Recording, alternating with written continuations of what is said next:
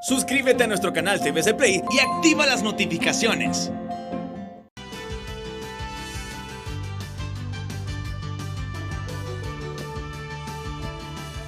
Hola, muy buenos días, bienvenidos a Frente a Frente. Generalmente yo escucho una expresión cuando alguna persona quiere describir algo, pero no puede, dicen no hay palabras para describirlo. Sí, siempre hay palabras. Lo que sucede es que esas palabras no necesariamente fluyen en el momento cuando uno tiene esa idea y quiere expresarla verbalmente. Hay veces que uno no anda tan lúcido y olvida palabras claves para elaborar una oración, y por eso cuando nos quedamos así como mudos decimos no hay palabras para describir la emoción que siento y todo eso, que ustedes bien lo saben. Entonces parto de una premisa: siempre hay palabras, y a mí me ha ocurrido algo hoy que no encuentro, no porque no haya, sino porque de repente mi lenguaje es limitado, no leo mucho porque uno solo tiene millones de palabras en su cerebro para que luego todo el mecanismo del ser humano las exprese y usted las escuche cuando lee bastante. Y quien no lee no tiene esa expresión verbal fluida. Entonces yo venía hoy en mi automóvil pensando cómo defino, con qué palabras califico, pero no las palabras que utilizo todos los días, porque tampoco quiero aparecer como un disco rayado diciendo lo mismo todos los días para calificar esta actual situación de la pandemia. Muchas veces, inclusive los medios, no porque no queramos, sino porque lo venimos haciendo desde hace más de un año. Ya en nuestras portadas, en nuestros titulares, no reflejamos a cabalidad la situación compleja que nos está ocurriendo con la pandemia.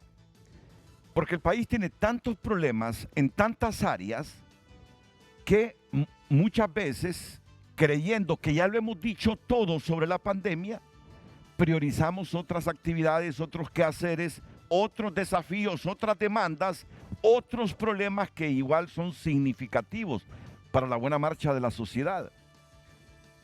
El hecho es que yo hoy no encontré, y todavía cuando vine pregunté aquí a mis panelistas, ¿cómo definen ustedes la actual situación de la pandemia en Honduras?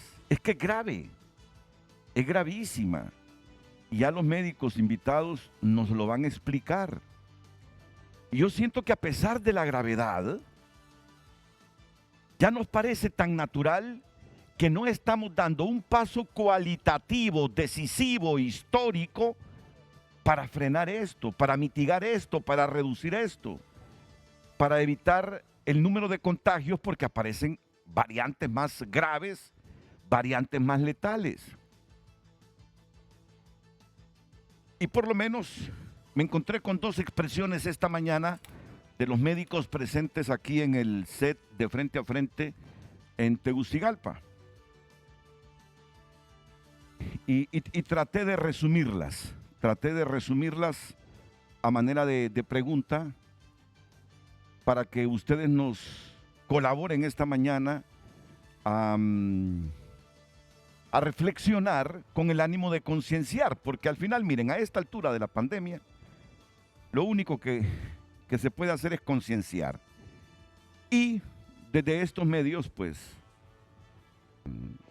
ejercer una crítica con el ánimo constructivo, porque esas son nuestras críticas, con espíritu constructivo, para contribuir realmente a parar esto, porque es calamitoso.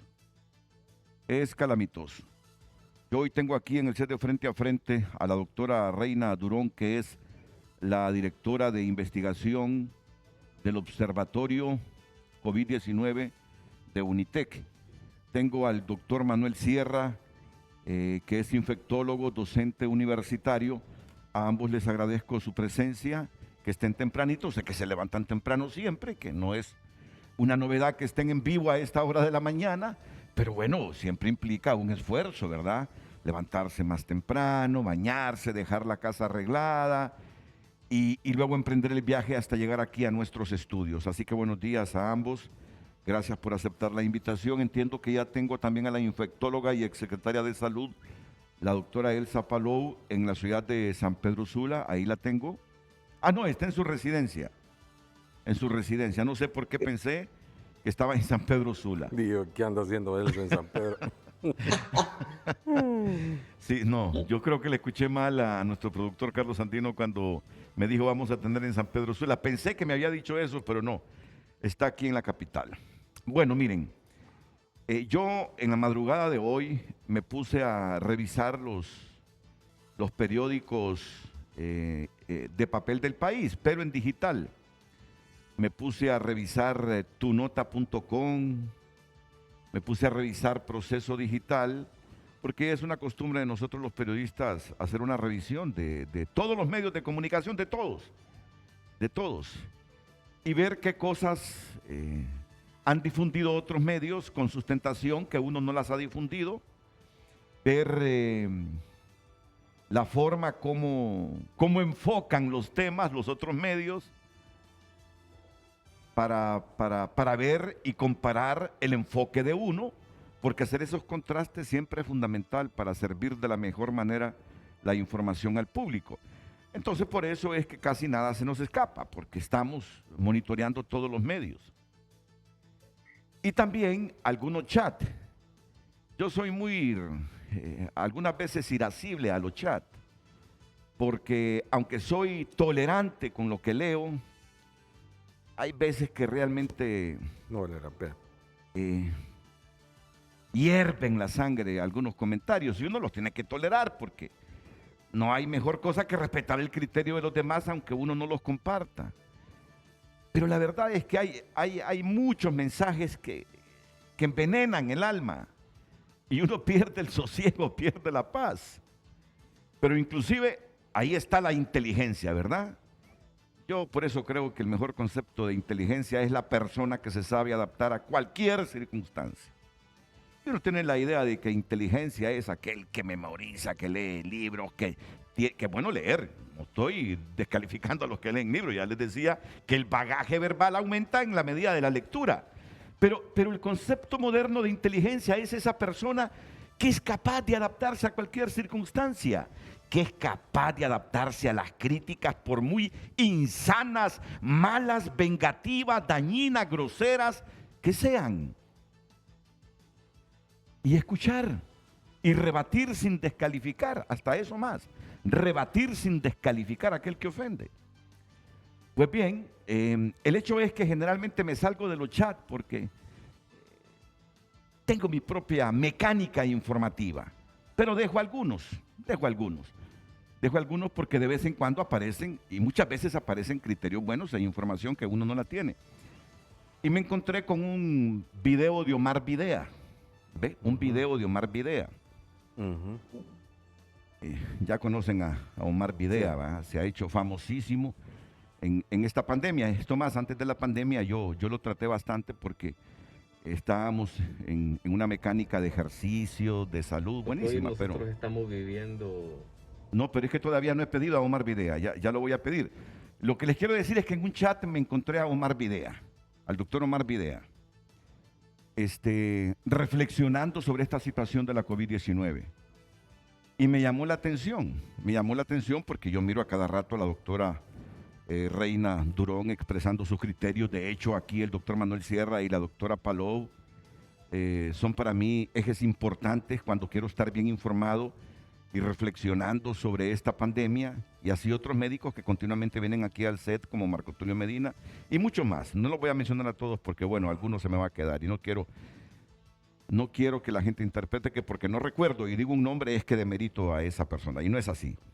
Pero me interesó qué decía Omar Videa y voy a partir con este insumo sobre esta situación que está pasando Honduras con la COVID-19, por favor. Lo que hoy nosotros estamos viviendo en Honduras y principalmente en el Distrito Central solo se puede catalogar como un infierno. No veo lo que es. En los centros de triaje han colapsado la capacidad de atención de los pacientes con COVID-19. Nos está Permítanme, tocando. vamos a escucharlo de nuevo, porque yo quiero que ustedes escuchen correctamente lo que él está diciendo. Y asimismo yo escucharlo por tercera vez, creo que es la tercera vez que lo escucho. Así que voy a pedirle silencio a todos, inclusive a la doctora ahí en la plataforma que tiene para que escuchemos bien a Omar Videa. Volvamos. Lo que hoy nosotros estamos viviendo en Honduras y principalmente en el Distrito Central solo se puede catalogar como un infierno. En los centros de triaje han colapsado la capacidad de atención de los pacientes con COVID-19. Nos está tocando recibir en centros hospitalarios de Tegucigalpa pacientes sumamente complicados. En este momento ya me dirijo para hacer una intubación de un paciente grave que estaba en un centro de triaje con 15 litros de oxígeno y que aún poniéndolo en alto flujo no responde, está desaturando en menos del 80% y con el alto flujo al tope. Los centros privados no van a tener la capacidad de dar respuesta a esta avalancha de pacientes, porque los pacientes, cuando transcurre más de 10 días de enfermedad y están requiriendo oxígeno, ya no es oxígeno ni de alto flujo. Estos pacientes lo que necesitan es intubarse y conectarse a un ventilador mecánico. Cuando usted lo conecta a un ventilador mecánico en el COVID-19, la mortalidad fácilmente supera el 95%. O sea que la probabilidad es altísima de fallecer. Al COVID-19 no se le juega en la unidad de cuidados intensivos. Al COVID-19 se le juega en la calle. Si nosotros no somos responsables como autoridades, como pueblo, y tomamos conciencia de lo que es este virus nos va a acabar a todos. Estamos viendo momentos difíciles que durante toda la pandemia, atendiendo pacientes con COVID-19 grave, en unidades de cuidados intensivos, en unidades de cuidados intermedios y en zonas de aislamiento, jamás había visto. Es un virus sumamente agresivo, aún más agresivo que en aquellos momentos cuando las camas nos faltaban para ingresar a pacientes, aún en el sector privado. Si nosotros seguimos con esta conducta, en los centros de triaje, sin duda, la mortalidad va a ser grandísima. O sea que cuando se recibe un paciente en estos centros nuestros, los pacientes vienen sumamente complicados. Y no es la culpa del centro de triaje. La culpa son las autoridades que no hacen la contención. Si usted no detecta el virus en las primeras horas, el virus se lo come. Ese es el llamado. Nos vienen días difíciles. Tenemos casi 10.000 casos en 9 días de COVID-19 en el mes de julio. La situación es complicada. Usted tiene que cuidarse. No se quite la doble mascarilla. El virus anda buscando la menor oportunidad que usted le dé para introducirse, atacarlo, llegar al pulmón y matarlo. Si usted llega a un centro asistencial, llámese este público como un centro de triaje, usted no tiene posibilidades. Si después de una semana de síntomas llega para buscar una atención, usted va a necesitar alto flujo y probablemente que lo intuben y con las probabilidades muy bajas de sobrevivir. No se puede dar el lujo en este momento. Todo síntoma que usted tenga, hasta que no se demuestre lo contrario, se llama COVID-19. No se confíe.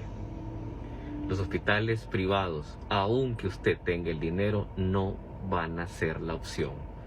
Porque usted está llegando a necesitar cuidados intensivos. Y nosotros en cuidados intensivos estamos al 100%. No tenemos cupo. Esa es la realidad.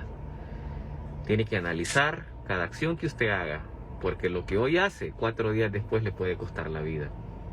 Amigos, que no sea uno de ustedes los que en una ocasión siguiente vaya a ser quien tengamos que intubar. Cuídense, por favor, que el personal de salud estamos agotados ya con este tema de COVID-19 y que si no somos responsables, Honduras seguirá llorando sus muertos. Es un dramático mensaje de Omar Videa a las autoridades y al pueblo. Mire, usted está desayunando en su casa, se va levantando en este momento, está en cualquier otro escenario del hogar, está inclusive en el hogar. Como está esta pandemia ahora mismo, no descarte que mañana le digan que un sobrino suyo está positivo, que su mamá está positiva, que su papá está positivo. Mire, cuando usted escucha ese asunto de que el 100% de las unidades de cuidados intensivos están ocupadas en este momento, cuando usted escucha que de los intubados, intubados, no entubados, intubados, el 95% fallece. No lo mire como que otro puede ser intubado, solo asocie que usted también en algún momento puede ser intubado o intubada. Así véalo, véalo como que usted también en cualquiera de estos escenarios que describe Videa o que describen todos nuestros trabajadores sanitarios, médicos, enfermeras, usted a futuro y en un futuro cercano puede ser uno de ellos. Yo mismo, cuando escuchaba Videa esta mañana, me imaginé yo siendo intubado. Yo no me he contagiado de la COVID, ni me gusta hablar que no me he contagiado, porque no descarto, aún y cuando ahora soy más riguroso con esto y con esto, que me pueda contagiar en un desliz, que no creo que sea desliz, pero lo puedo cometer. ¿Y está vacunado? Y de remate nos vacunaron con la Sputnik. Una dosis. Claro. Dicen que solo algún personal de salud se vacunó con el refuerzo también. Pero las buenas nuevas es que aún con una dosis hay una respuesta preliminar que no es Pero tan... dicen que solo es del 30%. No, un poquito más alta. Es un poquito más alta. Con una dosis. Y entonces, pero bueno, el caso mío es el caso mío, ¿verdad? El problema es la situación colectiva de esto. Y hoy tengo a médicos responsables, críticos, ecuánimes, pero por ser ecuánimos no es que son críticos, claro que son críticos, solo que la crítica la hacen bien pues sin meterle dosis política, porque eso es lo peor, ¿verdad? Utilizar esta cosa como arma política. Desde el gobierno contra unos y desde la oposición con los otros. Pero bueno, yo le justifico a la oposición la crítica porque en qué parte del mundo la oposición no está criticando al gobierno. Entonces, entrémosle a esto, doctora. No sé si cree que estamos dramatizando no, si usted misma me sugirió. Cuando le pregunté, resúmame cómo le llamamos a este programa, y usted me dice que estamos en calamidad sanitaria, me dice la doctora Reinaldo. ¿No? Esto es un infierno en este momento. Por favor, doctora, ¿cómo estamos? ¿Y qué sugiere dentro de tantas sugerencias que usted le ha aportado al Estado de Honduras con esta pandemia? Bien, decir que estamos en calamidad sanitaria no es ninguna exageración, no es un argumento político, no es un decir por decir. Cuando usted en el país tiene 2 personas muriendo por COVID cada hora, Claro. Esas son las estadísticas oficiales que nos brinda SINAGER, y sabemos que solo es la punta del iceberg, porque se nos dice que hay 275.675 casos a nivel nacional, pero sabemos que por cada uno de esos hay 5 o 6 más que no hemos diagnosticado, que no hemos detectado, porque ese es el índice de transmisión que tenemos en el país. Y es calamidad cuando ve que hay un promedio de 600 pacientes graves hospitalizados a nivel nacional y solo 80 tuvieron la oportunidad de ir a una cama de cuidados intensivos. Es decir, que si usted está muy, muy grave, su posibilidad de tener un cuidado ideal en cuidados intensivos es muy bajo, es casi milagroso, ¿verdad? Llegar a un cupo así y aún llegando ahí su vida corre en gran peligro. Y es calamidad sanitaria cuando usted mira triajes funcionando como hospitales. Eso no puede ser. Y es calamidad sanitaria cuando usted como familiar entrega a un paciente un triaje y tiene que ver cómo y a dónde manda a hacer los exámenes y compra los medicamentos. Dónde encuentra un chimbo de oxígeno y a dónde lo va a llenar y dónde va a endeudarse, porque es lo que hace nuestra gente, ir a endeudarse para conseguir los insumos para atender a ese paciente. Y es calamidad cuando usted tiene un paciente grave y no lo puede ver, cuando tiene a alguien agonizando y no se puede despedir de él. Y cuando tenemos una crisis de liderazgo y en medio de otras crisis, la calamidad doméstica. Entonces, no es una exageración, no es un drama, es una realidad que debemos admitir y es una verdad que debemos tomar con honestidad y también que la debemos tomar como reto, porque los números son fríos. A veces algunos dicen que nosotros estamos hablando políticamente. Disculpen, son vidas. No solo son 600 que están en una cama y 100 afuera en un traje esperando. Son familias, son vidas, son papás, mamás. Entonces, ¿qué hacer ante esto? Aceptar la verdad y actuar conforme, ¿verdad? Y con la mejor inteligencia, la mejor sabiduría y también la mayor dignidad y humanidad. Porque esta crisis, no solo en Honduras, ha develado lo mejor y lo peor del ser humano. Entonces, ¿qué tenemos delante? Una crisis, pero también una oportunidad, porque así como el virus va adaptándose, también nosotros como individuos y como sociedad y como autoridades debemos ir adaptándonos y adelantándonos, porque el virus nos lleva la delantera. Pero la humanidad de estos seres inteligentes que somos, tantos profesionales y gente buena que hay en el país, bien organizada, bajo un buen liderazgo, podemos dar un giro a esta situación. Y al menos desde la academia, y en mi caso de la Dirección de Investigación de UNITEC, yo veo el interés, ¿verdad? Veo la gente trabajando, los investigadores esforzándose. Entonces yo digo, si se puede, ¿por qué no logramos más? Pues ese debe ser un punto adicional de discusión. No tenemos liderazgo en el manejo de la pandemia. No tenemos liderazgo y hace falta liderazgo. Y lo escucho cada vez que yo invito médicos, y aquí estuvo el doctor Manuel Sierra hace algunas semanas, y la coincidencia entre todo fue que no hay liderazgo. Y a mí lo que me molesta, porque ahora sí estoy molesto, doctor, siempre he estado crítico, reflexivo, pero ahora le sumo a esto arrechura, es ver, y lo digo así, que el gobernante no quiere escuchar. Yo lo siento así. Los expertos le están diciendo, hace falta liderazgo en el manejo de la pandemia, y él se hace el tonto, y no entiendo por qué. Doctora Palou, ¿cómo mira esto? ¿Cómo valora esta situación ahora mismo? Adelante. Bueno, buenos días. Muchas gracias por la invitación. Un saludo a los colegas en el set. Mire, yo hago mías las palabras de la doctora Durón. Me parece que fueron excelentes, describe el panorama. Yo solo agregaría que además tenemos el país con una de la menor cantidad de pruebas hechas en la región centroamericana y el que menos vacunas ha aplicado también en la región. A pesar que tenemos un poco más de 1 millón de dosis aplicadas, pero es una dosis, eso es aproximadamente el 15% del total de personas que deben ser vacunadas en el país.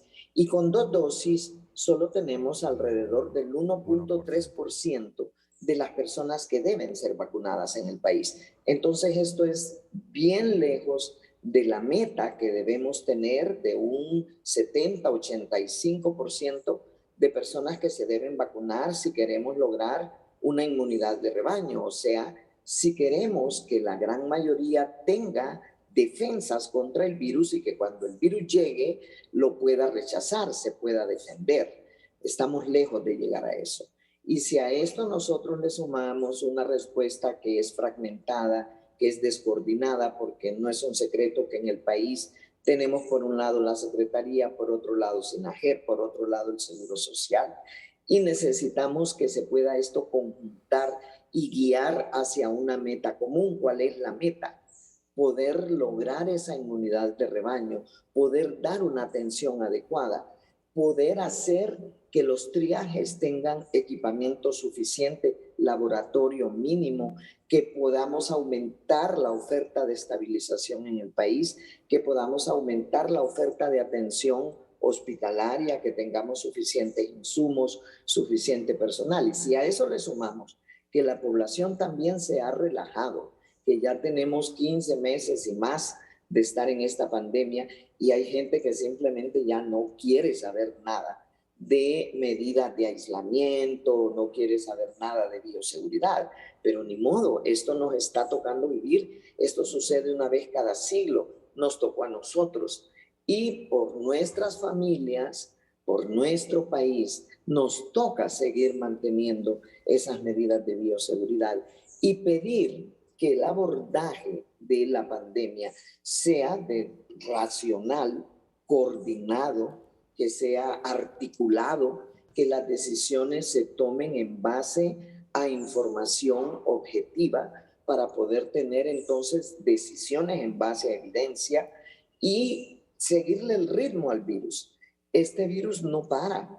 Mientras más personas se contagian, más muta y vamos a tener más variantes. Ustedes vieron la final de Inglaterra contra Italia, ¿vieron ese estadio cómo estaba? Bueno, espérense 3 semanas y vamos a ver otra ola en Inglaterra y dentro de un tiempo veremos otras variantes, porque así funciona el virus. Entonces, nosotros como seres humanos, todos los países del mundo, ricos y pobres, y como estamos en Honduras, somos hondureños y nos interesa más Honduras, en Honduras tenemos que tratar de conocer a este virus, de articular nuestra respuesta, de estudiarlo y de seguirle el ritmo, porque tenemos que ir evolucionando a la velocidad que evoluciona el virus. De lo contrario, vamos a tener entonces más muertos, más todo. En el mundo ahorita se han aplicado más de 3.4 billones de dosis de vacuna, pero solo el 1% en países pobres. El resto está en los países que producen vacunas y en los países del primer mundo. Entonces, nosotros tenemos que buscar la manera de que nuestra población se logre vacunar y que logre hacerlo de una manera ágil, que logre hacerlo con las 2 dosis y en el menor tiempo posible. Y además, adecuar nuestra respuesta a nivel de triaje, no cerrar más de 100 cerrados. Tenemos que abrirlos y abrir nuevos centros de estabilización y aumentar posibilidad de camas e insumos en hospitales. Y por otro lado, yo soy de las que dice que las pandemias no se controlan a nivel de hospitales. Ahí solo llega el 15 al 20% y a la UCI solo llega el 5%. Las pandemias se controlan en la comunidad. Tenemos que articular la respuesta de primer nivel de atención y tenemos que reforzar las medidas comunitarias para el control de esta pandemia. Una de las palabras que más mencionó la doctora Paló en su intervención fue articulación, coordinación. De las que mencionó más la doctora Reina Durón, liderazgo, falta de liderazgo. Yo voy construyendo aquí una idea. Hace falta liderazgo en el manejo de la pandemia para articular, para coordinar todo. Con estas 2 intervenciones ya estoy a punto de completar la idea que sugieren ellas con su intervención. Más allá de relatarme lo que está pasando en el país, la situación compleja, grave que estamos viviendo, están transmitiendo sugerencias. Hace falta un liderazgo para articular, para coordinar. Y aquí creo que completo la idea, no es que creo, estoy convencido con el doctor Manuel Sierra y su valoración de esta situación de calamidad sanitaria en la que estamos los hondureños en este momento. Doctor. Muy buenos días. De hecho, en el documento número 34 que lanzamos desde la plataforma, en las recomendaciones lanzamos un llamado de urgencia ante la situación epidemiológica inestable que Honduras está atravesando. Y propusimos que de inmediato se nombrara una comisión interinstitucional con personas claves para abordar el problema de la pandemia en los centros urbanos. Nos llamaron a una reunión y nos presentaron un plan estratégico para discutirlo y todas esas cosas.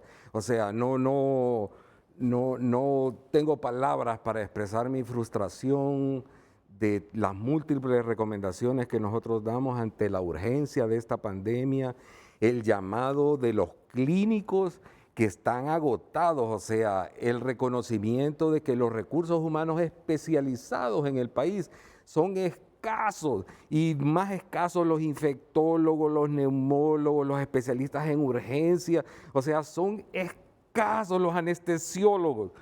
Y encima de eso, los que más tienen unidades de cuidados intensivos son los hospitales públicos. En los hospitales privados, o sea, las condiciones son bien limitadas, posiblemente 1, 3 camas cuando mucho, ya todo eso está saturado. Entonces estamos llegando a un límite en el cual los servicios públicos están saturados. El gremio especializado está ya bien cansado y agotado. La respuesta es fragmentada, o sea, entre Copeco, SINAGER, Secretaría de Salud, las alcaldías municipales, las brigadas móviles, los centros de triaje. O sea, cada uno de ellos anda de manera desarticulada, no se comparten información, no comparten esfuerzos combinados. Y encima de eso, o sea, el modelo, como dijo la doctora Elsa Palou, todavía descansa en un modelo terciario, o sea, de esperar a que los pacientes, a que las personas lleguen de una manera grave. Y como nosotros decimos, frente a esta infección por SARS-CoV-2, o sea, una vez que se desata ese fenómeno inflamatorio, o sea, que nosotros la llamamos tormenta de citoquina, es demasiado tarde, o sea, es bien difícil ya manejar a un paciente ya en estado grave que va avanzando y como dijo el doctor Videa, una vez que se le plantea ventilación, las probabilidades de fallecimiento son mucho mayores. Entonces yo creo que es importante la articulación, es importante esa comisión intersectorial. Dejémonos ya de planificación y por favor es un llamado a las autoridades de salud y también a las autoridades municipales. O sea, porque es a la municipalidad de San Pedro Sula, de Ceiba, Santa Rosa de Copán, de Tegucigalpa, la que tiene el marco legal para decretar edictos, o sea, que pongan limitaciones en la circulación de la población, que se empiece a pedir ya identificación a los adultos mayores, su carnet de vacunación. Adulto mayor que no ande su carnet de vacunación y que no haya sido vacunado, perdónemelo, lo mandaría preso. O sea, porque el Estado está haciendo un esfuerzo grande para vacunar desde hace ya varios meses a los adultos mayores, a las personas, y ya bajaron a 50 años, las personas con comorbilidad. O sea, el Estado está haciendo un esfuerzo, pero creo que también es responsabilidad de la gente de responder a ese llamado. Y la otra cosa de percatarnos, que aunque nuestro señor presidente sale continuamente diciendo que estamos vacunando al por mayor, sin embargo, yo creo que debemos de movernos con mucha modestia, reconociendo lo que la doctora Elsa afirmó. O sea, solo tenemos como 1% de la población objetivo con segunda dosis. La mayor parte de los hondureños andan con primera dosis y esa respuesta inmune de protección todavía es insuficiente. Las buenas nuevas es que con 2 dosis usted mira en el personal de salud. Hace algunos días tuvimos a uno de los líderes de la Asociación de Enfermería diciendo públicamente tenemos más de 70 días, creo, de no tener ingresos ni muertes en personal de salud. ¿Por qué? Porque más del 90% ya está vacunado con segunda dosis desde hace varias semanas. Entonces, la vacuna es efectiva como medio de protección. Entonces, un llamado urgente al Estado para que agilice el acceso a las vacunas. Segundo, a la población que acuda a los llamados a vacunación. Y tercero, las medidas de bioseguridad siguen siendo la forma costo efectiva para que le demos tiempo de alcanzar esa inmunidad de rebaño que tal vez voy a hablar un poquito más adelante, que es más complejo de lo que la gente piensa. Entonces la idea ha quedado clara. El país en este momento de gravedad de la pandemia no tiene un liderazgo que articule todo un trabajo estratégico para contener la pandemia. he escuchado a la doctora Reina Durón, al doctor Manuel Sierra, a la doctora Elsa Paló. Y entre toda la información y contexto en que nos ubican de la pandemia, hace falta un liderazgo para articular y coordinar adecuadamente una estrategia de contención de la pandemia. Yo diría esta mañana, no escucha al pueblo y a los expertos, el gobernante, no escucha estas sugerencias del gobernante. Y mire, doctor Sierra, porque yo sé que usted lo ha aprendido a conocer, es uno de los hombres que siempre da buenas nuevas y que le gusta mencionar esa expresión, pero las buenas nuevas, dice usted, en medio de las críticas y sugerencias que hace, son estas, lo vengo escuchando desde hace tiempo. Sí. Pero permítame decírselo. Si lo viene escuchando el gobernante, que hace falta estrategia en este instante por la gravedad, por las variantes letales y agresivas, que no hay coordinación, que no hay liderazgo, ¿qué espera para hacer las reflexiones y tomar decisiones en función de lograr lo que le están pidiendo los expertos? Ustedes son los enésimos que emiten esta expresión. Ya usted escuchó a otros médicos en el penúltimo programa que estuvo aquí. Todos concordamos. Y por otros medios también, no solo nosotros. Aquí no es de llevarse una bandera, porque nadie tiene una bandera política, periodística, para erigirse como el Dios en el manejo informativo de la pandemia. Por favor, corrijamos esas distorsiones emocionales. Lo que hacemos es en función de que se tomen las mejores decisiones para contrarrestar una pandemia que nos está matando. ¿Por qué se hace de los oídos sordos, señor gobernante? ¿Por qué no quiere atender las sugerencias de los expertos? ¿A qué juega? ¿Hacia dónde nos quiere llevar como nación? Ya no me quedan más expresiones, aunque las hay, que decirlo esto de manera directa. Te lo recomiendan expertas mujeres, expertos hombres, profesionales de mucha capacidad, y no veo que haya reflexiones. Fueron invitados a partir de lo que dijeron en un programa aquí por la secretaria de Salud, cuando varios médicos, entre ellos Salvador Moncada, sugirieron un consejo especial que sea el que tome decisiones, decida y agarre al toro por los cuernos en el manejo y en una nueva estrategia de la pandemia. Los invitaron y salieron frustrados. Así que el llamado hoy es urgente, radical, contundente, porque ya comenzamos a elucubrar qué pretende el gobernante con no oír a los que saben y no hacer un cambio de timón y dar un giro a la estrategia en el manejo de la pandemia. ¿Qué busca con mantenernos en este statu quo que nos está llenando de más contagiados, de más muertos, y a uno a la expectativa en qué momento se contagia y muere también? Pausa y volvemos con Reina Durón, Manuel Sierra y Elsa Paló. Hoy en Tu Nota es presentado por Banco de Occidente. Apoyando al pequeño de hoy, hacemos el grande del mañana. Llegan las noticias en tunota.com por cortesía de Banco de Occidente. Algunos titulares. Guatemala se prepara para posible caravana migrante a finales de este mes de julio. El Papa Francisco sale del hospital tras operación de colon. Pasaron 2.105 días para que Jerry Benson anotara un gol con la selección de Honduras. Tome nota, estas son las zonas de Honduras que no tendrán energía eléctrica este miércoles 14 de julio. Vacunas anti-COVID son gratis para hondureños, asegura Francis Contreras ante denuncia de supuesta estafa. Asociación de Funerarias reporta cerca de 520 muertes por COVID en lo que va de julio en Honduras. Estas y otras noticias, entretenimiento, columnas, todo lo encuentra en tunota.com, tu lugar en el mundo digital, y por cortesía de Banco de Occidente. Solución al instante con nuestro adelanto de salario. Ahí están disponibles cómo hacerlo, ventanillas a nivel nacional. Banco de Occidente, apoyando al pequeño de hoy, hacemos el grande del mañana.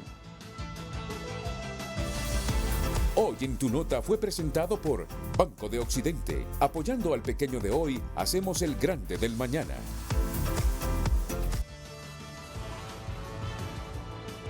Y ahora, que siga la pregunta, por favor, ahí en pantalla. Como a mí me gusta, en toda la pantalla. ¿Quién nos saca de esta calamidad sanitaria? Y yo creo que la pregunta es oportuna. Aún sin saber cómo los tres, con sus expresiones espontáneas, pero bien estudiadas, hablan de articulación y liderazgo. Es decir, yo mismo ya me estoy respondiendo esa pregunta, que de la calamidad sanitaria solo nos va a sacar un liderazgo que trabaje de manera articulada en una estrategia más eficiente. Ahí estamos claros, por eso yo le voy a pedir a los tres profesionales de la medicina, antes de pasar a unas gráficas muy importantes que nos trae aquí la doctora Reina Durón como directora de investigación del Observatorio COVID-19 de UNITEC. Si ya está claro lo que dicen, yo quisiera más claridad todavía. Cuando hablan de que no tenemos liderazgo y de que hace falta articulación. Términos que por sí solos nos dejan claro el panorama. Pero en Honduras, como hay mucha gente con oídos sordos en este instante, comenzando por el presidente Hernández, y que conste, mire que a mí me educaron en el periodismo a respetar siempre lo que es la institución de la presidencia, pero nunca me dijeron que tenía que estar maniatado en mis criterios sobre el presidente, porque ellos como funcionarios públicos son sujetos de crítica. Así que una cosa es respetar la institucionalidad de la presidencia, porque hoy es él, mañana puede ser uno de izquierda. Entonces, ese concepto de respetar la institucionalidad lo tengo claro. No a los presidentes cuando no trabajan correctamente. Yo por eso le pido a los tres médicos que me profundicen en ese concepto de que Honduras no tiene un liderazgo en este momento para articular y coordinar una estrategia verdadera de contención de la pandemia. Doctora Reina Durón. Bien, una revisión de la estrategia requiere no solo esto de revisar que estén los líderes, sino también que tengan la autoridad de implementar las medidas, porque usted tiene personas que no pueden decidir, también hay una limitación. Y otra cosa es que tiene que haber acciones basadas en evidencia. Estos equipos, estos líderes, tienen que usar los mejores conocimientos científicos disponibles, y no solo lo que se sabe del mundo, sino también la ciencia nacional, la investigación nacional. Hay muchos equipos de investigación en Honduras, UNITEC, UNICA, que tienen insumos y tienen propuestas. Es que hay varios grupos de investigación y grupos técnicos que ya han dado una serie de estrategias y planes, pero tenemos que pasar a un tipo diferente de acción. Y yo creo que a veces si los colegas que están en el gobierno pues se resienten, dicen que uno solo critica y no hace nada. No es cierto, todo el mundo está haciendo algo, solo que los que tienen que decidir por algún motivo no lo están haciendo. Eso tendría que revisarse, porque no solo es la pandemia en sí, no solo son los pacientes con COVID, son los pacientes con las demás enfermedades que están siendo desatendidas porque el sistema sanitario del país es tan frágil, tan limitado, que no da para atender a todos. Y allá tenemos lo que se llama el exceso de mortalidad de gente que se está muriendo porque fue un diabético, un hipertenso, alguien con un tumor, alguien con otra enfermedad que no pudo llegar a una consulta con un especialista porque ese especialista está ocupado atendiendo COVID, ¿verdad? Entonces hay un daño colateral enorme y eso también debe ser visto, y el aspecto también de dónde salen los recursos, los insumos para esta estrategia, ¿verdad? Cómo tiene que cambiar un presupuesto nacional para ayudarnos a tomar esas acciones, y cómo le ayudamos también a la población que está en calamidad doméstica. Y yo quiero preguntar, ¿por qué no bajan los aranceles? ¿Por qué no hay un control de precios en los exámenes de laboratorio, en las tomografías y en los medicamentos para COVID? ¿Por qué son tan caros? ¿Por qué algunos están haciendo pues negocios muy amplios y la gente se está sacrificando, vendiendo la casita, el carro. Entonces veamos esos otros Factores. aspectos también, que son administrativos, que ya no decide un personal de salud, sino la gente de finanzas y que están en otras áreas de gobierno. Y entonces vemos que tiene que haber, pues claro, una articulación y hablar con la gente, hablar con las comunidades, porque a veces la solución está ahí, solo es de ponerse de acuerdo. Pero somos un país tan polarizado, tan dividido, con tanto prejuicio también, que eso no nos va a ayudar. Tiene que haber diálogo, pero tiene que haber credibilidad. Si se reúnen grupos, si se nombran comisiones, pues tiene que haber un seguimiento y tiene que haber los fondos y la autoridad para decidir esto va a ser así y así vamos a salir de este problema. Entonces, cuando tengamos también ese tipo de guía, la población lo va a seguir. Cuando se esté comunicando debidamente y que la gente no ande adivinando dónde es el triaje, dónde es la vacuna, dónde me hago la tomografía, entonces va a haber confianza y va a haber más colaboración. Entonces, un liderazgo así, como se ha descrito, va a generar que la población colabore más, porque algunos le echan culpa a la población, que la gente no hace caso, que no se pone la mascarilla, que no evita aglomeraciones. Pues sí, es cierto, pero hay normativas, hay leyes sobre esto y no se cumplen, porque la ley se emite, se socializa, se refuerza y si no se cumple, se penaliza. Pero aquí usted ve que se prohibió reuniones de más de 50 personas y hay una campaña electoral y usted mira que el montón de gente en las concentraciones políticas, ¿y dónde está la sanción? Yo diría antes de eso, ¿dónde está la responsabilidad de ese político que dice que nos va a ayudar a salir adelante en este país, pero no puede controlar ni la salud de la gente en su campaña? Entonces, el diálogo debe ser amplio, ¿verdad? Basado en ciencia, y debemos construir esperanza, porque la población está muy frustrada bajo lo que se llama fatiga pandémica. Estamos cansados, agobiados, con incredulidad, con decepción y muchas cosas más, ¿verdad? La presión económica es grande. Entonces, hay que entender también que la gente necesita válvulas de escape. Por eso uno se sorprende y dice, ¿por qué esta persona que es universitaria, tan inteligente y a veces personal de salud, y andan en aglomeraciones y andan en bares y en fiestas? Entonces, es que es el compromiso de la salud mental que tenemos. La gente tiene que tener esa recreación, pero si no estamos enseñando cómo hacerlo con seguridad o dando alternativas, pues vamos a fallar. Un ejemplo, tenemos nosotros el estudio nacional postvacunación COVID. Es un estudio piloto de farmacovigilancia. Miles de participantes. Quienes les interese, visiten la página de UNITEC. Yo les pido participen, por favor, porque creo que es el único proyecto de farmacovigilancia del país. Y ahí dice, los vacunados, después de la primera dosis, caen en una confianza. Y la cuarta parte de ellos dejan de cuidarse, pero me llamó la atención en qué cosas dejan de cuidarse. En evitar aglomeraciones y en cuidar la distancia. Entonces, mira, ¿cuál es el fenómeno psicológico? La gente necesita reencontrarse, desahogarse. Y cuando están vacunados, se descuidan totalmente con eso. Se siguen poniendo el gel, pero se van a meter a un lugar cerrado, a una fiesta, donde está lleno de aerosoles con el virus, ¿verdad?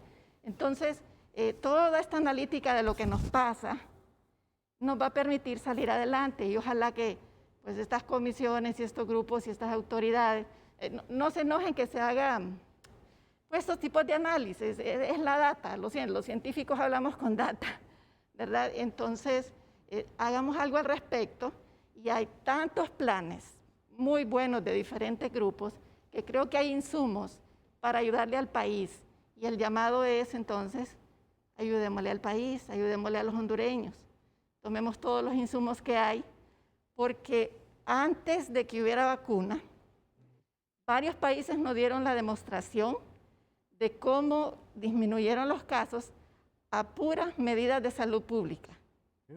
Bioseguridad, control de aglomeraciones, control de centros comerciales, cancelación de eventos públicos. Y ahí están los casos: Australia, Nueva Zelanda, Corea del Sur y otros. Contuvieron la pandemia por un buen tiempo, sin vacuna. Entonces, un país como este, que tiene recursos limitados, que al ritmo que lleva va a vacunar en 5 o 6 años, entonces, ¿qué tiene? La salud pública, por eso de ponerse de acuerdo, de implementar medidas y reforzarla, y tener un buen sistema de comunicación con el público. Y el papel que ustedes hacen es bien importante. En todos los estudios que hacemos, la gente dice: yo me informo en estos y estos lugares. Yo creo que los medios de comunicación todavía no sé si ya lo han analizado, pero a nosotros en los estudios nos sale la gran influencia que tienen. Pero donde usted mira esa campaña uniforme, constante, para dirigir a la población. Eso nos estaría faltando, y ojalá que podamos verla, ¿verdad? Que ya dialoguemos para actuar, ¿verdad? Porque planes hay muy buenos de diferentes grupos de investigación. Muy buenas reflexiones, doctora, muy buenas reflexiones. Y yo le agrego, porque estoy pensando también ya en las conclusiones, que revertir este asunto del liderazgo en el manejo de la pandemia solo depende del gobernante, solo depende del presidente. Si él tiene la voluntad para seguir estos consejos, él puede tomar la decisión de revertir sus liderazgos en el manejo de la pandemia. Por eso la molestia de miles de hondureños, incluido yo, que nos da la impresión que ante la ceguera de no escuchar a los expertos, pareciera que quieren que termine de estallar la pandemia. ¿Con qué objetivos? No lo sé. Pero es que hemos llegado a un momento que pareciera que nos hemos conformado, que no importa lo que venga. No veo una decisión heroica, cualitativa, que me permita creer que esta decisión y estos pasos que tomamos van a contener la pandemia. No la vemos. Es como aprendan a vivir con la pandemia y que se mueran, no importa los millones que se mueran o los que se contagien. Esto va a seguir así, pero nos vamos a quedar sin un elemento fundamental en el Estado, que es la población. Entonces, no creo que una mente cuerda y lógica quiera quedar sin un elemento del Estado, la población.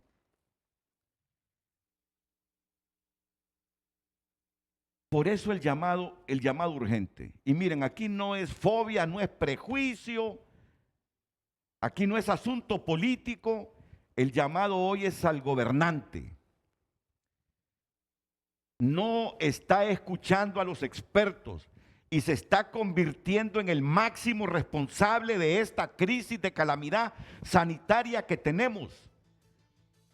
Ya lo mencionó ella, Unitec, la Autónoma, la Católica, han presentado propuestas para reorganizar ese liderazgo. Sugieren un nuevo liderazgo para mejorar las estrategias con el fin de contener esto que nos está afectando seriamente. Y no vemos que hayan respuestas gubernamentales orientadas a escuchar a los expertos.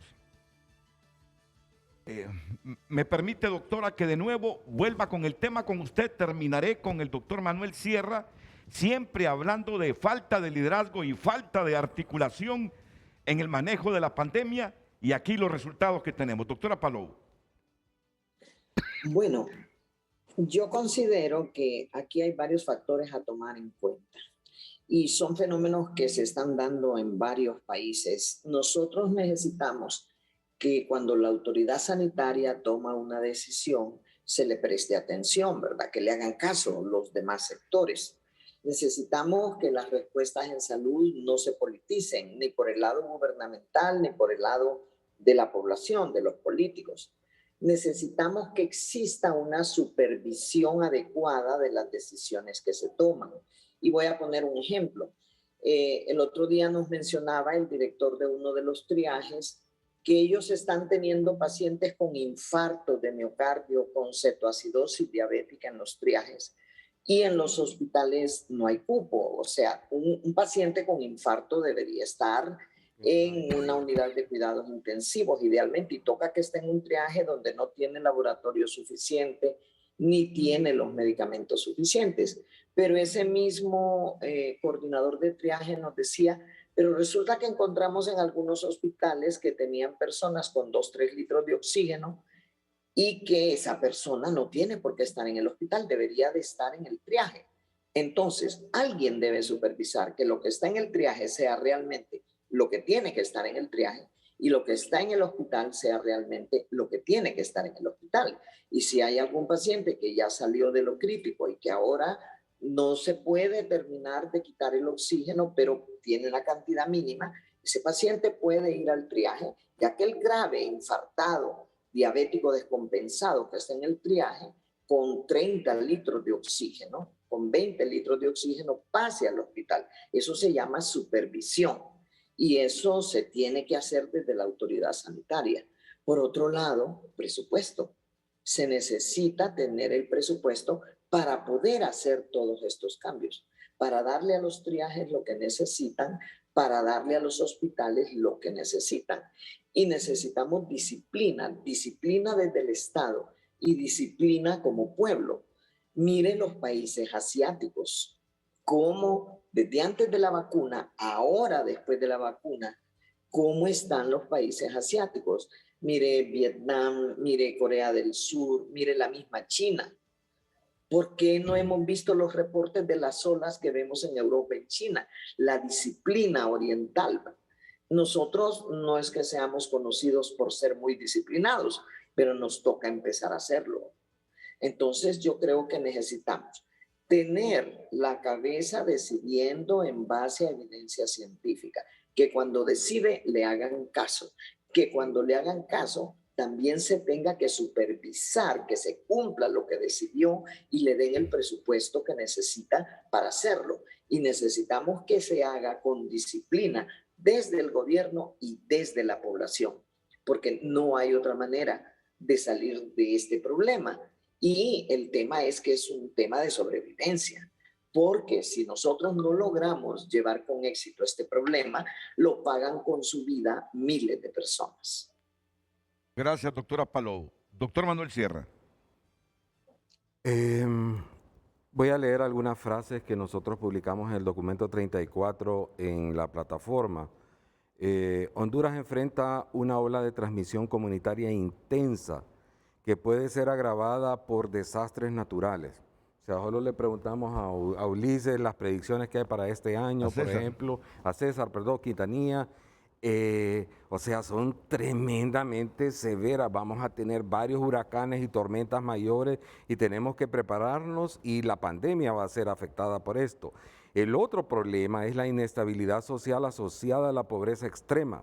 Según las cifras de CEPAL, la pobreza ha aumentado casi a 70-75% en la mayor parte de los países de Latinoamérica.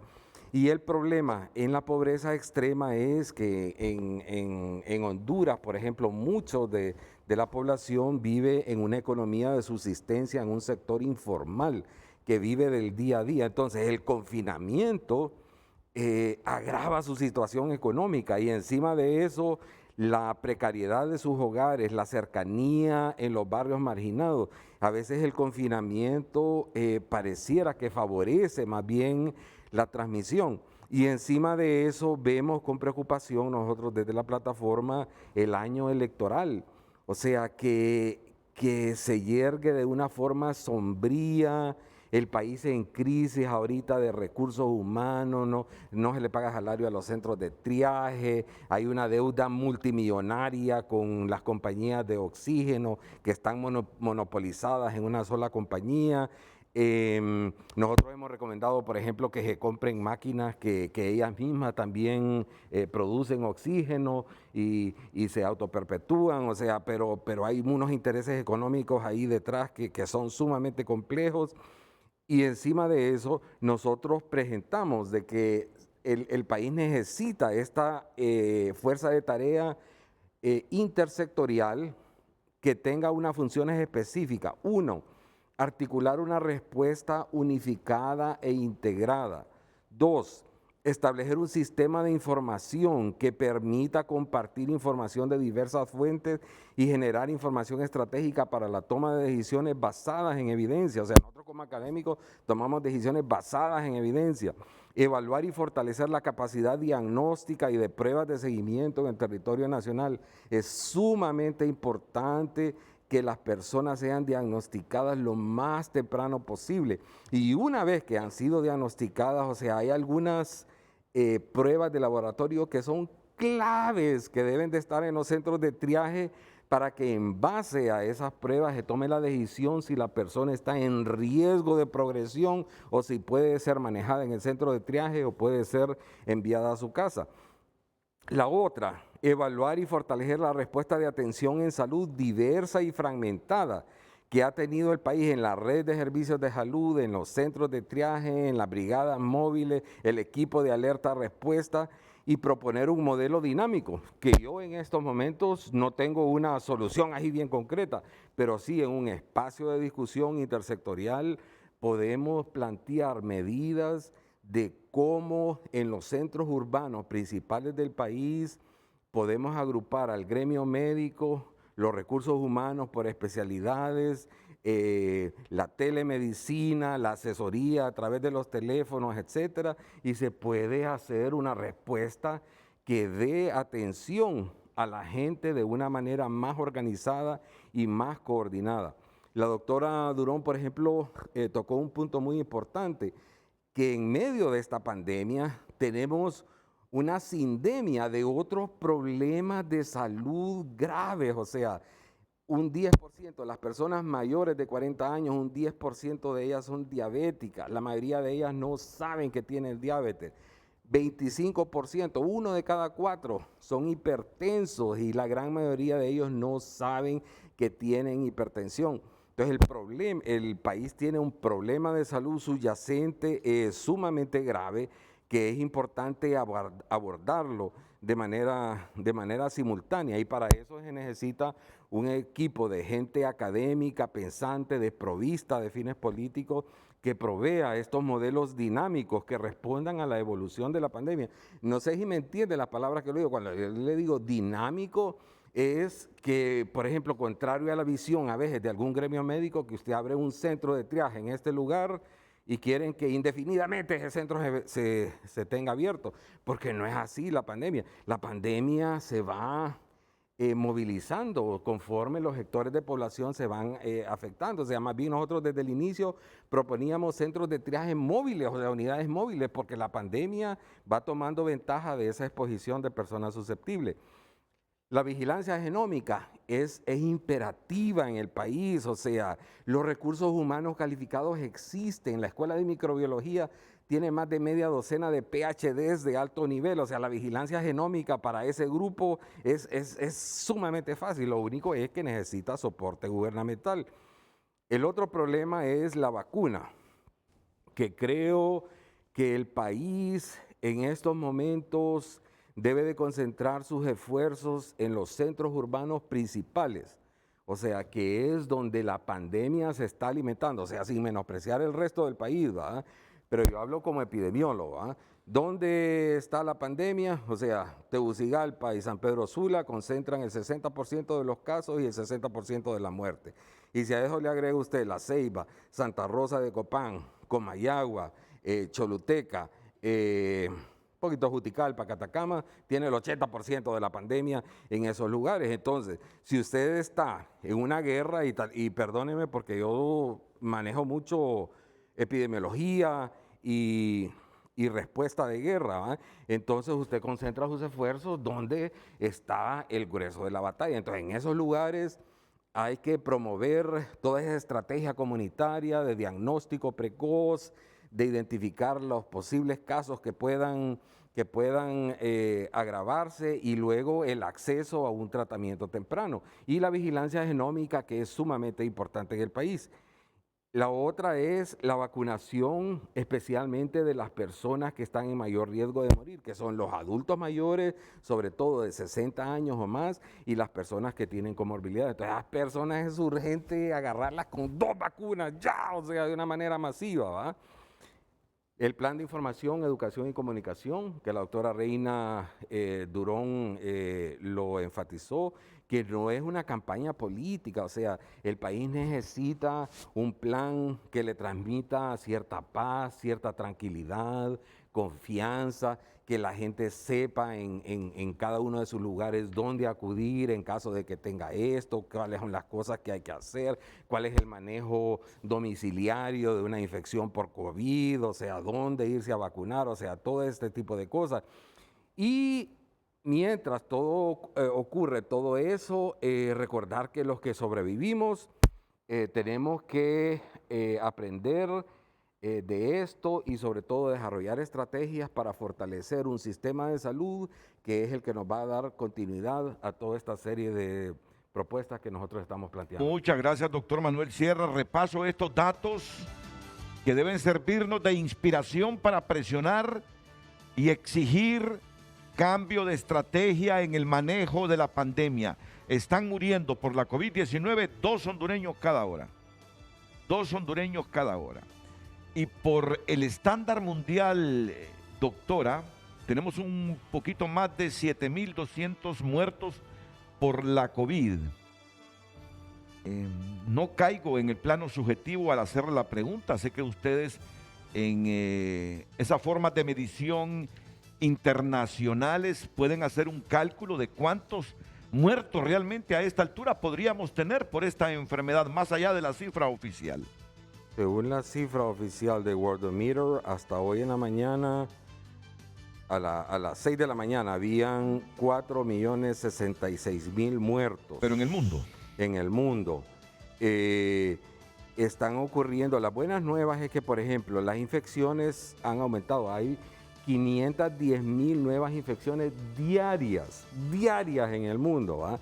Pero las muertes han disminuido un poco. Estamos hablando de 8.118 muertes diarias en el mundo. O sea, parece, o sea, si usted mira la gráfica, o sea, que la tengo ahí en una de las diapositivas, ¿va? Parece que hay un descenso, ahí está, excelente, ya me conocen la gráfica. En esa última, o sea, ustedes miran cómo se comporta en ola, ¿va?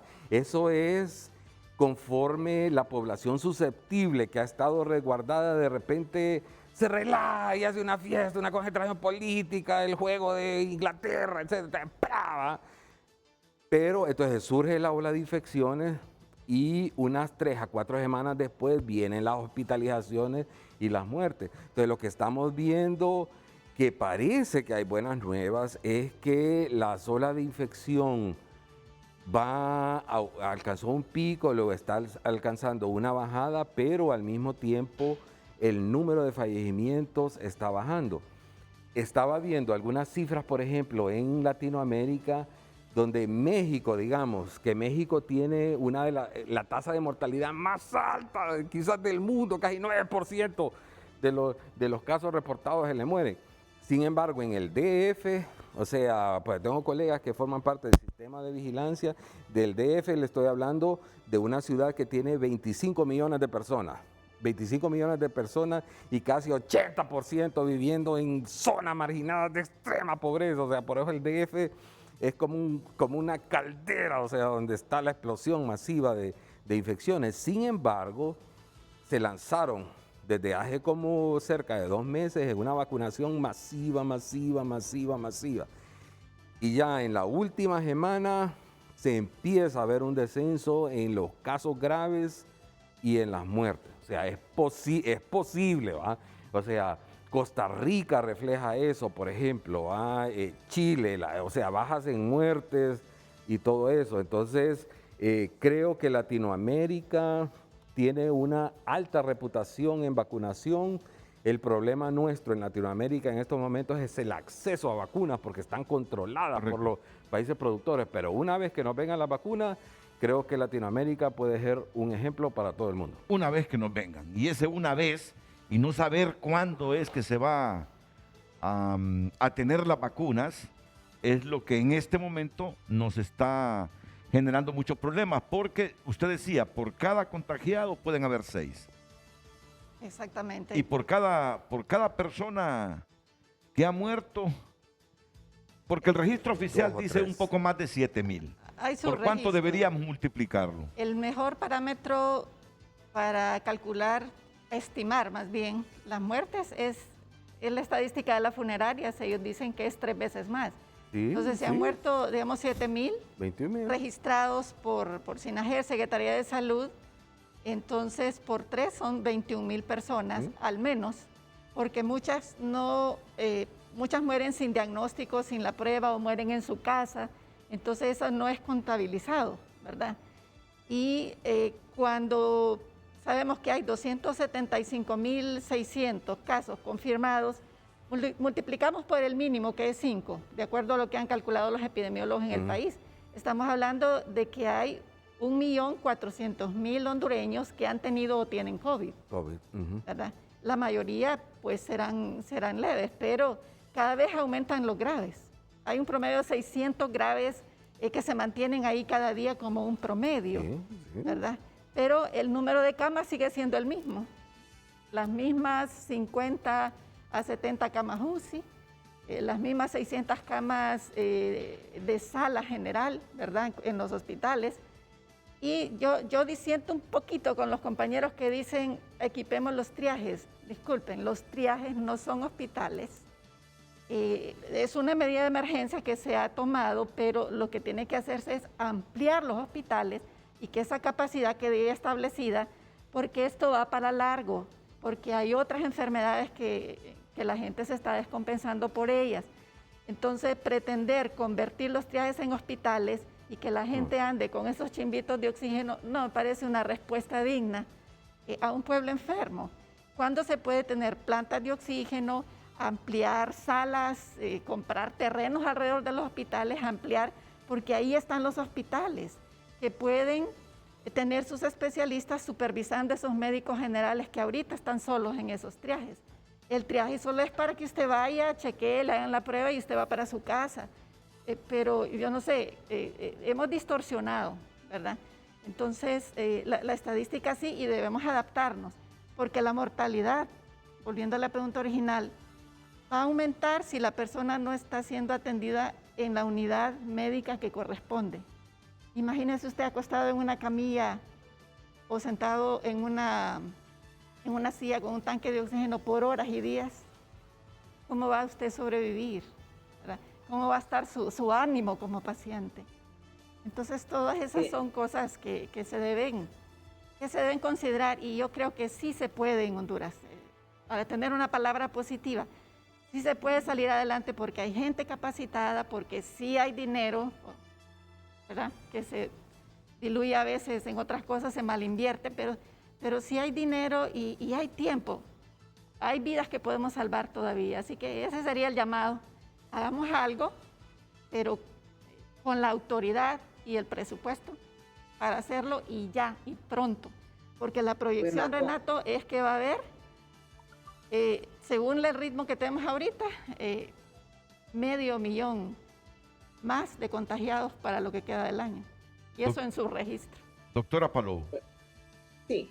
Bueno, yo creo que cada área cumple su papel. Los triajes cumplen su papel y los hospitales cumplen un papel también. Imagínense toda la gente que está ahorita en los triajes en los hospitales. No hay capacidad. Imposible. Imposible, ¿verdad? Si ya están colapsados en Tegucigalpa, ahora imagínese usted toda la gente que está siendo atendida en los triajes yendo a esos hospitales. Yo lo que creo que los triajes sí han ayudado, las brigadas casa a casa también tenemos que reforzarlos. Por ejemplo, la realidad ha hecho que como no hay más camas en los hospitales, de aquí que no den más camas, siendo optimistas pasará más tiempo, entonces los triajes han tenido que tener 2-3 días personas con oxígeno porque no hay cupo en los hospitales y no pueden pagar un privado, y de todas maneras los privados tampoco tienen opciones de cupo.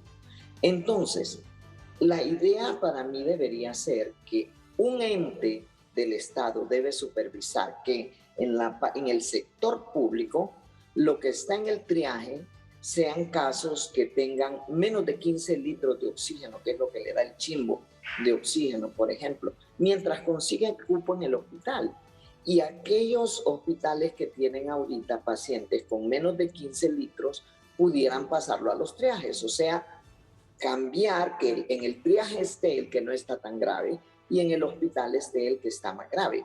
¿Qué es lo idóneo? Que tuviéramos más camas hospitalarias, por supuesto.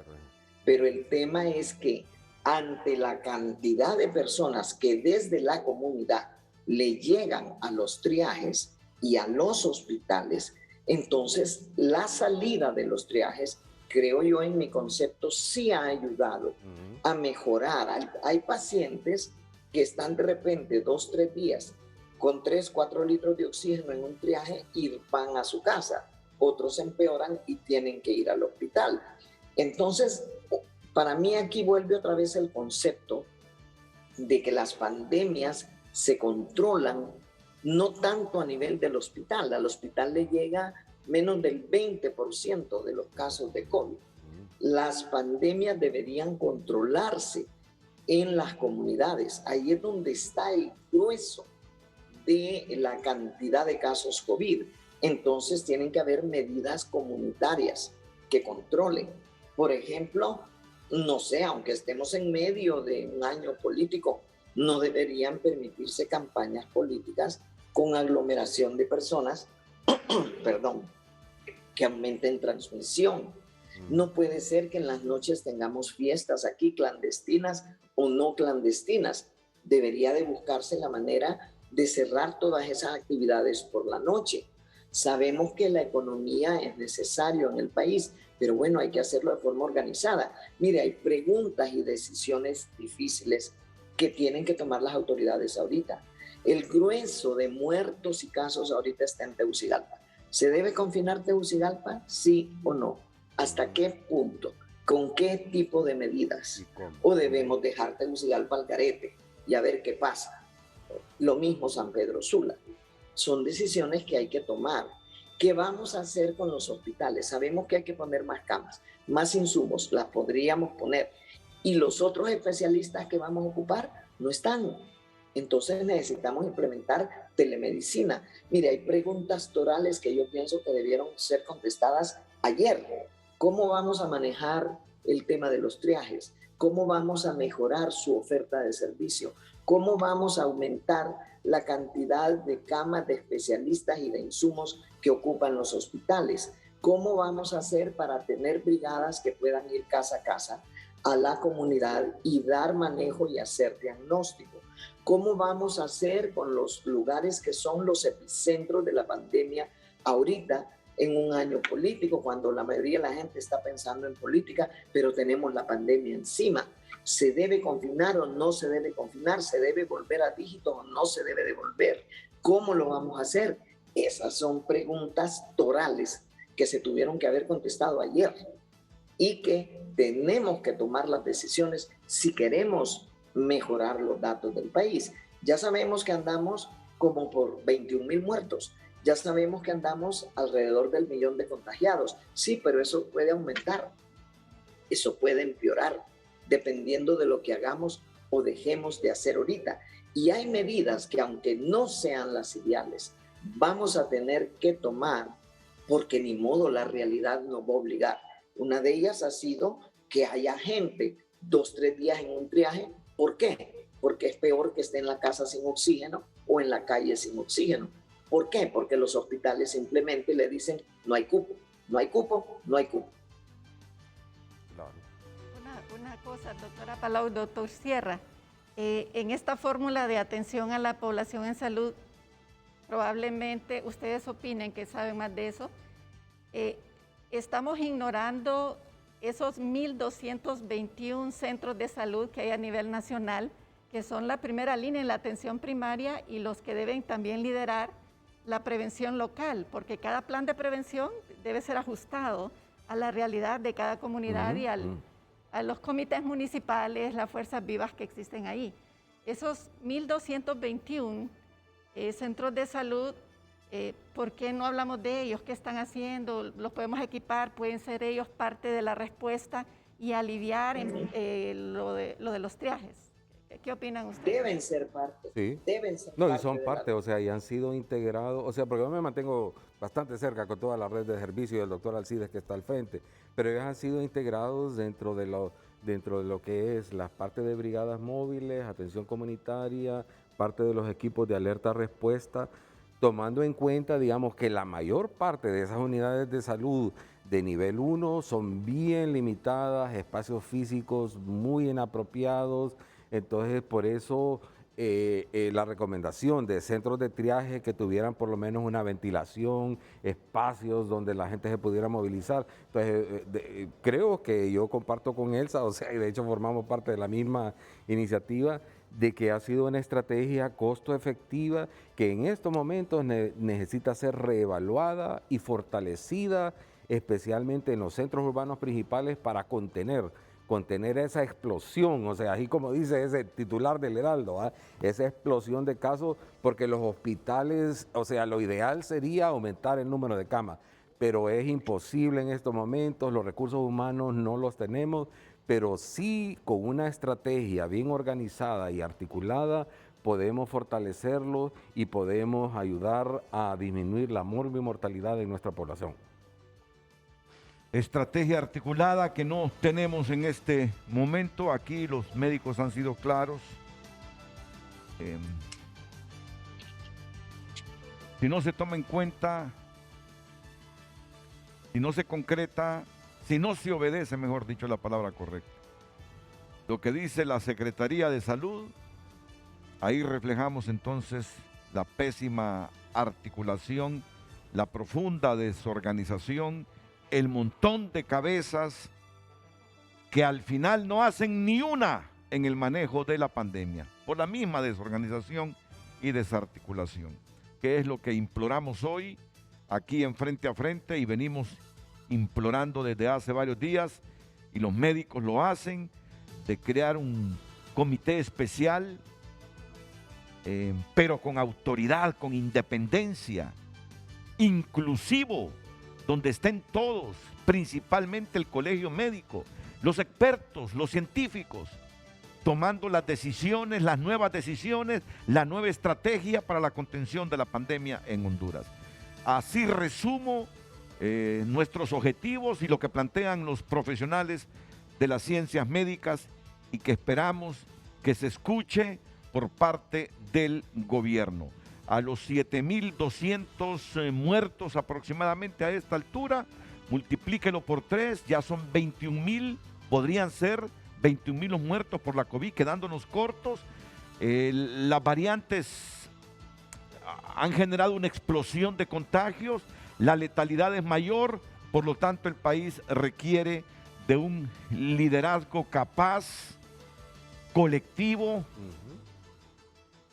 para tomar decisiones heroicas y que se respeten sus decisiones, indistintamente que le duelan a algunos sectores. Pero lo primero es contener la pandemia y evitar más contagios, más muerte. Vamos a la pausa, venimos ya con las conclusiones del programa, porque estamos en la recta final con la doctora Reina Durón, la doctora Elsa Palou y el doctor Manuel Sierra. Hoy en Tu Nota es presentado por Banco de Occidente. Apoyando al pequeño de hoy, hacemos el grande del mañana. Las noticias no paran de generarse en tunota.com, tu lugar en el mundo digital, y por cortesía de Banco de Occidente. Conozca el pacto secreto que el príncipe Felipe hizo con la reina Isabel antes de su muerte. El Papa Francisco volverá al Vaticano lo antes posible, según informaron autoridades de la Iglesia Católica. Mire esta noticia: detenidos por el asesinato del presidente de Haití, Jovenel Moïse, eran informantes de la DEA y el FBI, según medios estadounidenses. No hay registro de que la primera dama de Haití dijera que exmilitares colombianos salvaron su vida. y expertos de la ONU podrían investigar sobre violencia policíaca. Estas y otras informaciones amplíelas ingresando a tunota.com. Soluciona al instante con nuestro adelanto de salario, ventanillas a nivel nacional. Solicítalo ya. Banco de Occidente, apoyando el pequeño de hoy. Hacemos el grande del mañana. Hoy en Tu Nota fue presentado por Banco de Occidente. Apoyando al pequeño de hoy, hacemos el grande del mañana. Cuando regresemos, el COVID en Honduras al 13 de julio de 2021. Tendencia diaria desde el inicio de la pandemia. Ya ustedes van a escuchar los comentarios sobre estas gráficas preparadas por el Observatorio de la COVID-19 de UNITEC con la doctora Reina Durón, y desde luego que aquí el doctor Manuel Sierra también viene armado con sus gráficas junto a la doctora Elsa Palop. Después de la pausa, todo para generar conciencia y tratar, lo vamos a manejar así, de inducir, no por lo que lo digamos nosotros, no porque lo diga la doctora Reina, Manuel o Elsa, sino porque es una necesidad nacional y urgente cambiar la estrategia en el manejo de la pandemia, porque así como vamos, el estado de Honduras se va a quedar sin uno de sus elementos, la población, a menos que hayan interesados en que nos quedamos solo con el territorio y algunos cuantos viviendo en él. Sea una nueva sede. Hombre, vamos a la pausa y volvemos.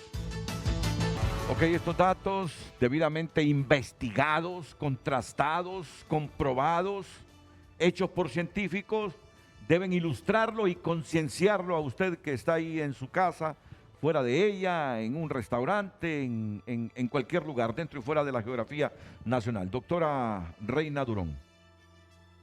La imagen que compartimos en este momento es para dar a entender cómo ha sido la pandemia en el mundo desde su inicio. Tenemos 187 millones, resumiendo, de casos en todo el mundo, la línea roja. Las muertes, 4 millones. Estoy redondeando también el dato para comunicación más sencilla, son las líneas blancas. Y luego tenemos una línea verde abajo que indica cómo inició la vacunación y cómo ha ido aumentando en el mundo. Donde está la jeringa es noviembre, cuando empiezan a vacunar todos los países. Esta es una estadística mundial. Y vemos que cuando se vacuna, siempre hay casos, a veces aumentaron porque la gente se confió, pero luego hubo una disminución. Esto es global, a nivel mundial, pero aparecen las variantes y tenemos una elevación de los casos otra vez, y entonces vemos que hay una tendencia que sube y baja, depende de cómo están los países. Las muertes continúan y en la siguiente comparamos con Honduras los casos acumulados, y ahí está el punto en que inicia la vacunación en el mes de marzo, ahí donde está la jeringa indicándolo, ¿verdad? Entonces, vemos comparado con el mundo cuando se vacuna y disminuyen los casos o se mantienen, pero Honduras es pendiente, cuesta arriba, si pudiera decirlo. Muy sencillo. Esto va imparable, va con crecimiento exponencial, y cada vez que hay un evento donde la gente se aglomera más, huracanes, Navidad, elecciones, vacaciones, entonces ahí hay aumentos, ¿verdad? Y se puede ver en las estadísticas ya cuando uno analiza los meses. Y luego aparecen las variantes. Entonces el mensaje es, de acuerdo a la tendencia diaria, la tendencia de país, la pandemia va para largo. La vacunación en grado mínimo que estamos haciendo hasta ahora y que esperamos que mejore, pues ahorita no está haciendo ninguna incidencia a nivel nacional. Y lo último que quiero compartir, y que lo pueden ver en el nuevo boletín de UNITEC, de hecho este es un adelanto del boletín que sale el día 15, esta es la estrategia que propone tanto el Observatorio COVID-19 de UNITEC en conjunto con el Consorcio de Investigadores COVID Honduras. Licenciado Renato, este es un grupo de 45 investigadores de 3 universidades del país, trabajando en 28 proyectos de investigación. Entonces, esta es una propuesta, lo pueden ver ahí en la página y en redes, los que estén interesados, ya va a salir el boletín. Fortalecimiento y liderazgo del sistema de salud pública para reorganizar tanto la prevención como la atención médica directa y también la posterior, que es la rehabilitación y todo lo que queda después de un COVID, porque la gente queda mal, 60% queda con secuelas. Entonces todo eso debe considerarse, igual que la estructura, los recursos y lo que decía también del control de precios de los insumos, medicamentos y exámenes para poder aliviar la carga de la población. Esas son otras medidas que también el sistema de salud debe vigilar, aunque se refiere a un sector privado, pero ese sector privado también tiene que colaborar. Renovar el sistema de vigilancia epidemiológica, tenemos el proyecto demostrativo del observatorio con una plataforma con mapas, eso permite que incluso un alcalde pueda sentarse a ver cómo está su municipio. Invitamos a los alcaldes a consultar la página de UNITEC donde está el observatorio y usen esos insumos porque son para que la gente los utilice. La estrategia TARC, el testeo, o sea, más pruebas, aislamiento adecuado de los casos y el rastreo de contactos, no solo de los hondureños, sino también de la gente que viaja, porque aquí entran y salen pues los extranjeros y no tenemos un monitoreo. Apoyo a la ciencia nacional, ¿verdad? Apoyo desde el Estado, pero también apoyo desde la ciudadanía. Les invitamos a que participen en todas estas investigaciones que están haciendo este grupo, tanto el observatorio, el consorcio y otras plataformas, etcétera, ¿verdad? La vacunación y vigilancia farmacológica postvacunal, que también tenemos el estudio, ya vamos a publicar el tablero que han participado miles de hondureños, viendo qué pasa después que se vacunan, qué efectos secundarios, se enferman o no, etcétera. Articulación comunitaria, lo que ya decíamos, para gestionar esas intervenciones locales. La otra propuesta es la atención a las situaciones del personal de salud, tanto situación salarial de puestos como su salud mental y otras intervenciones especiales. Tenemos que cuidar a ese grupo, ¿verdad?, que están en primera línea. También proponemos, para terminar, normas y nuevos modelos para el transporte y comercio, porque gran parte de los contagios ocurren ahí.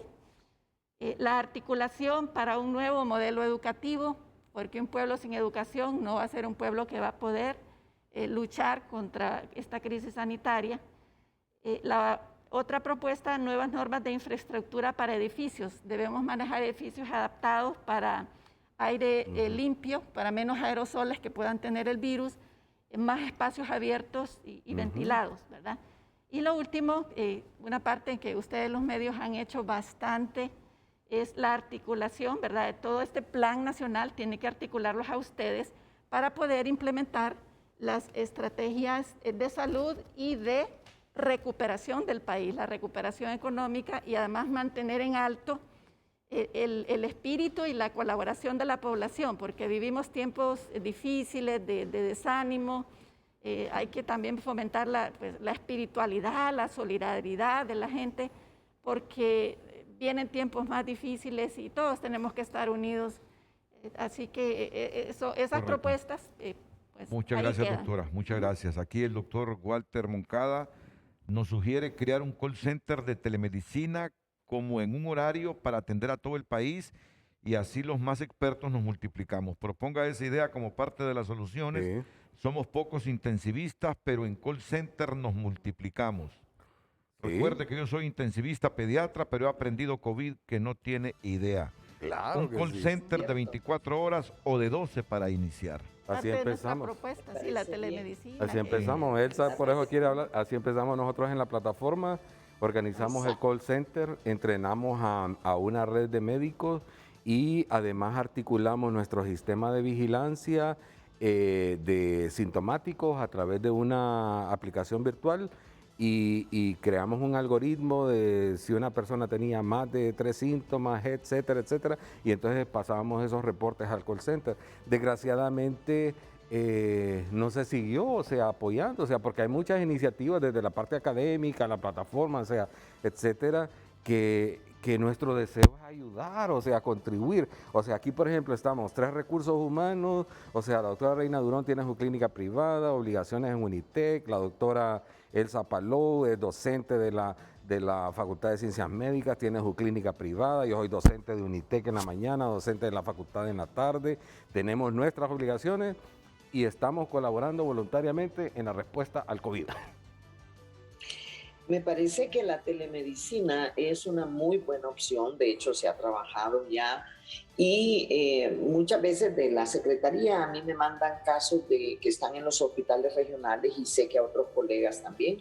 Nosotros los apoyamos en la medida de lo posible, cada vez que mandan casos los evacuamos y creo que la idea de Walter de un call center de expertos en donde cada quien diga yo puedo de tal hora a tal hora todos los días. Así usted multiplica los intensivistas, los infectólogos, los neumólogos y puede llegar a cualquier lugar del país. A mí me parece una excelente idea la de Walter, la del call center de expertos, porque es organizar los esfuerzos que ya espontáneamente se están haciendo desde varios sectores.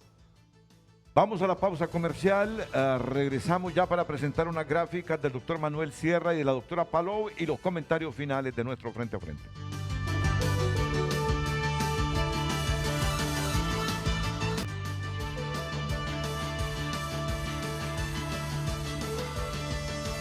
Vemos esta gráfica que nos la comenta el doctor Manuel Sierra y la doctora Palou.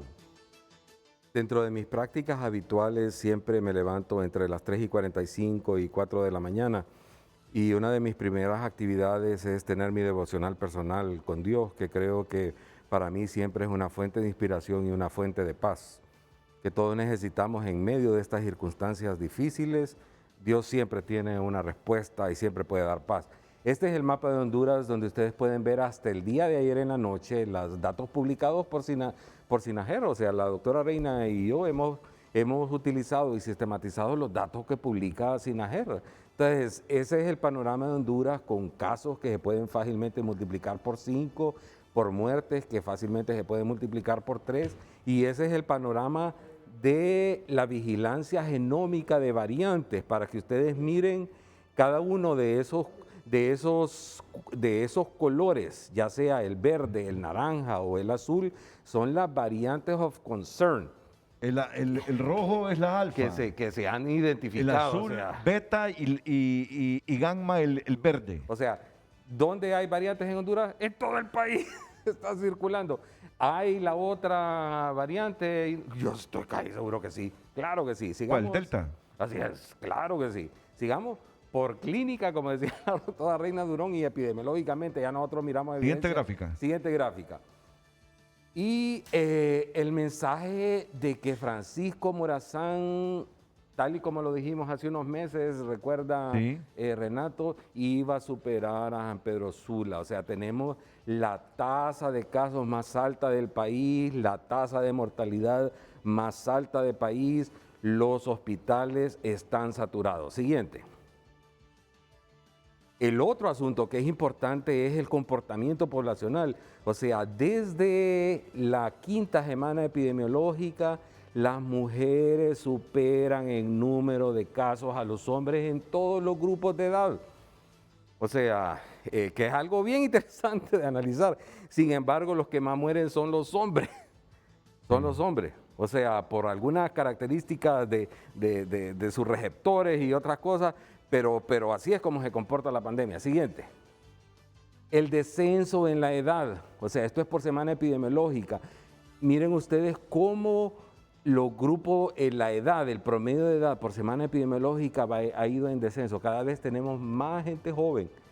Y felicitamos a las autoridades de educación que pararon un poco la apertura de los centros educativos porque eso va a disparar mucho más la pandemia. Siguiente. Lo que decía la doctora Reina Durón, hasta la semana epidemiológica 26, que es la mitad de las 52 semanas, el ascenso constante en el número de hospitalizaciones y en el número de casos en UCI. O sea, el país desde la 3ª semana epidemiológica prácticamente está reportando mínimo 1,000 hospitalizaciones diarias. O sea, piensen ustedes en el costo económico salvaje y mínimo 50 personas ingresadas todos los días en unidad de cuidados intensivos. O sea, el costo en días hospitalarios es sumamente alto. O sea, y esas eran las gráficas que yo les quería compartir, sobre todo para transmitirles el mensaje de urgencia que nosotros, los tres colegas, hemos tratado de dar a la población, a nuestras autoridades, y la necesidad imperiosa de organizar una respuesta interinstitucional articulada y con un liderazgo clave que tome decisiones en favor de la población de los principales centros urbanos del país. El comentario final de la doctora Elsa Palova inmediatamente después de estos consejos. Humildes sugerencias, me dice un ciudadano. No regresen a los empleados públicos aunque ya estén vacunados, tal vez solo el 50%. Utilizar mejor los dígitos de la identidad. Poner toque de queda efectivo de 9 a 5. Que salga la autoridad a detener o llevar a sus casas los que están fuera del horario. Multar verdaderamente al que no usa mascarilla. Intentar vacunar lo más pronto posible. Que los medios de comunicación en sus programas todos usen mascarilla para que den el ejemplo a esta pobre población sin ilustración. Policías en el medio de transporte verificando el uso de mascarilla, investigar el dióxido de cloro, eso ayuda mucho. Humildes sugerencias. Comentario final breve de la doctora Elsa Palova. Bueno, gracias. Creo que así brevemente necesitamos reforzar el liderazgo y la articulación entre las diferentes instancias en la conducción de la pandemia. Necesitamos también una mejor articulación entre comunidad, triajes y hospitales. Necesitamos optimizar el proceso de vacunación y tener con 2 dosis a la mayoría de la población. La implementación de la telemedicina nos puede multiplicar los expertos en los rincones del país. Y no puede haber relajamiento en este momento, ni por parte del gobierno, ni por parte de la población en cuanto a medidas de bioseguridad. Y Dios salve Honduras. Muchas gracias, doctora Elsa Palova, y los comentarios finales de los doctores Manuel Sierra y Reina Durón después de estos últimos consejos. Miren, y les voy a presentar rápidamente antes de concluir este ranking de investigadores hondureños basado en criterios de huevometría con perfiles de Google académico, es decir, personas con más visibilidad sobre investigaciones ¿A nivel mundial? En Google, ¿verdad? Google académico. En Google académico. Para no marearse, si me pasan aquí, porque voy a buscar el cuadro de los investigadores hondureños que aparecen en este ranking. Página 46. Por favor, regresar aquí.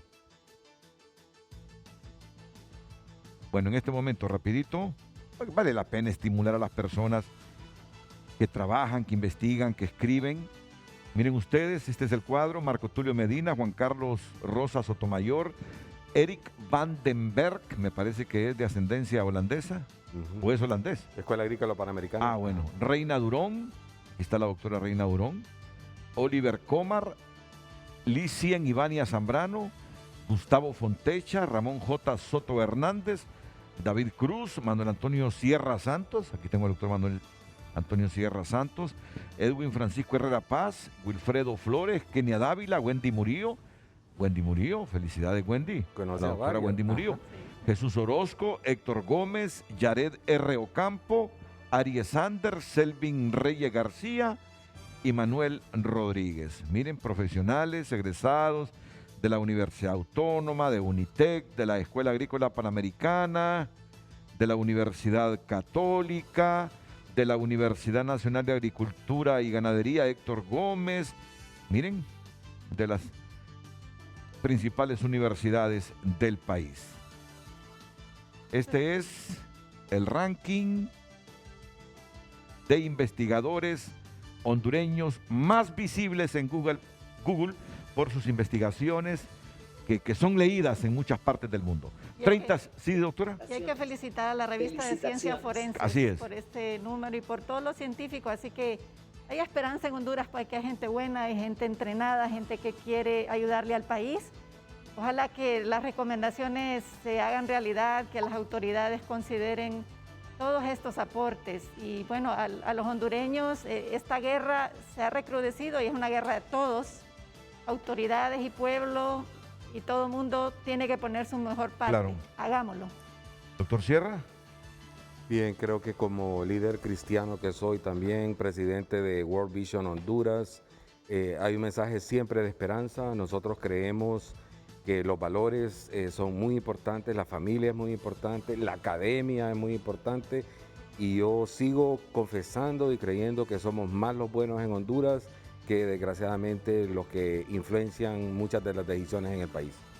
Bueno, muchas gracias de nuevo a la doctora Palou, a la doctora Reina Durón, al doctor Manuel Sierra, a todos ustedes dentro y fuera de la geografía nacional, que estén bien, que estén muy bien. Las mañanas del 5 aquí a continuación.